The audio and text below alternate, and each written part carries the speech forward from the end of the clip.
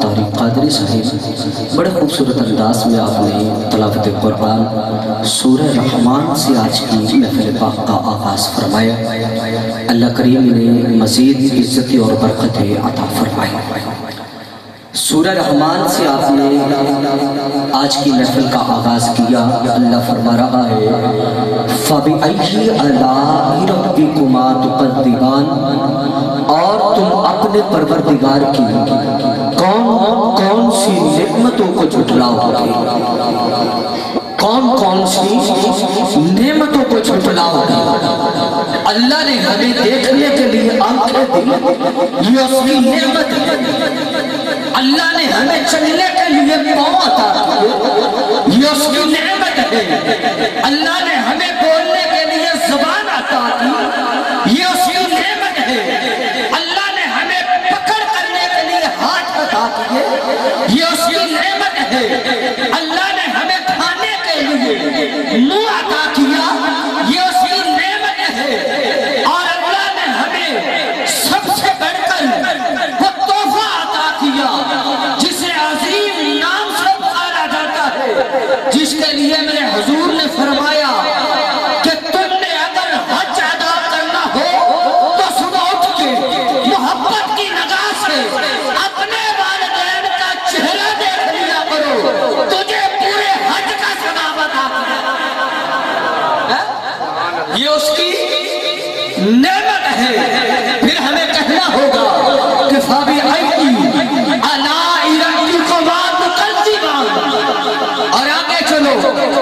اللہ تعالیٰ نے ہر جگہ پہ اپنی نعمتیں عطا کی اور فرمایا کہ فَبِأَيِّ آلَاءِ رَبِّكُمَا تُكَذِّبَانِ، اور کسی جگہ یہ نہیں فرمایا کہ میں نے تمہیں فلاں نعمت عطا کی، میں نے تم پر احسان کیا ہے، میں نے تمہیں فلاں نعمت عطا کی، میں نے تم پر احسان کیا ہے۔ لیکن اللہ نے جب ہمارے درمیان اپنے محبوب کو بھیجا تو فرمایا لوگوں میں نے تمہیں اپنا محبوب عطا کیا، میں نے تم پر یہ احسان کیا، میں نے تمہیں اپنا محبوب عطا کیا، میں نے تم پہ یہ احسان کیا ہے۔ اور قیامت کا جب دن ہوگا نا، ایک شخص کو سزا سنا دی جائے گی کہ اسے جہنم میں لے جاؤ، جہنم میں لے جاؤ۔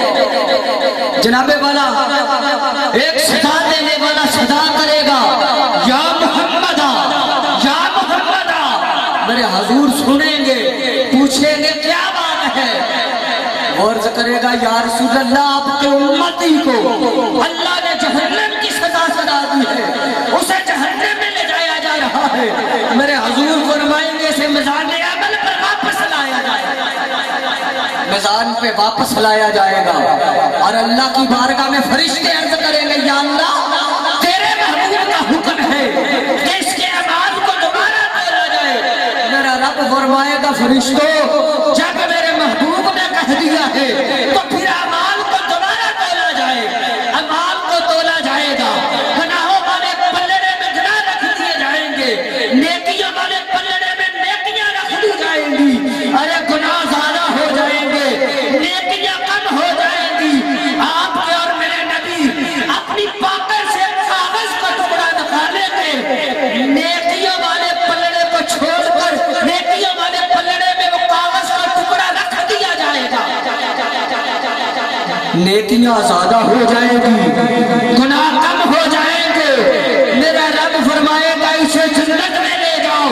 وہ شخص میرے حضور کی بارگاہ میں عرض کرے گا اس نفسا نفسی کے عالم میں، ارے ماں بیٹی کی نہیں، باپ بیٹے کا نہیں، کوئی رشتہ دار کسی کا نہیں، جو آج میزان عمل پہ میرے کام آیا ہے، ارے وہ کون ہے، آپ کو کس نام سے پکارا جا رہا ہے۔ میرے حضور فرمائیں گے کہ مجھے رحمت للعالمین کا تاج میرے رب نے پہنا کر بھیجا، میرے رب نے رحمت للعالمین کا تاج پہنا کر، ارے مجھے محبوس فرمایا ہے، مجھے میرے سر پہ خاتم النبیین کا تاج سجایا ہے۔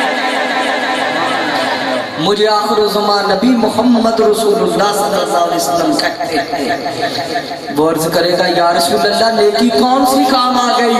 میرے حضور فرمائیں گے تو نے فرقت میں بیٹھ کر محبت کے ساتھ مودت کے ساتھ میری ذات پر ایک دفعہ درود پاک پڑھا تھا، میری ذات پر وہ درود پڑھنا آج میرے کام آ گیا۔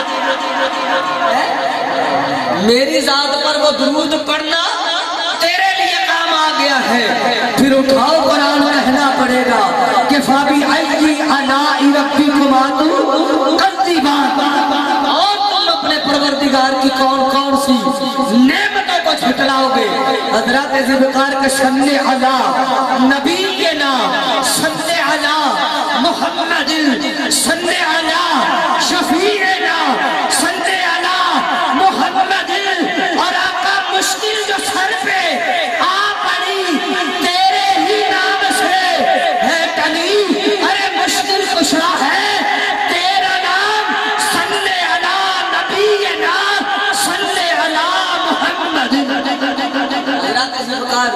میرے نبی کا نام وہ نام ہے کہ جب سارے کام بگڑ جائے تو پھر یہ نام پڑھ لو، اسے نام کی بدولت بگڑے کام بن جاتے ہیں، اسے نام کی بدولت بگڑے کام بن جاتے ہیں۔ تو آئیے میں اپنے کلام کو کلوز کرتے ہوئے میرے ایوان کے اول ثنا خان، ایک ننھا بچہ ننھا ثنا خان جناب محترم محمد طیب ابن شمس آپ تشریف لائیں، بارگاہ رسالت آقا صلی اللہ علیہ وسلم میں گلہائے عقیدت پیش فرمائیں۔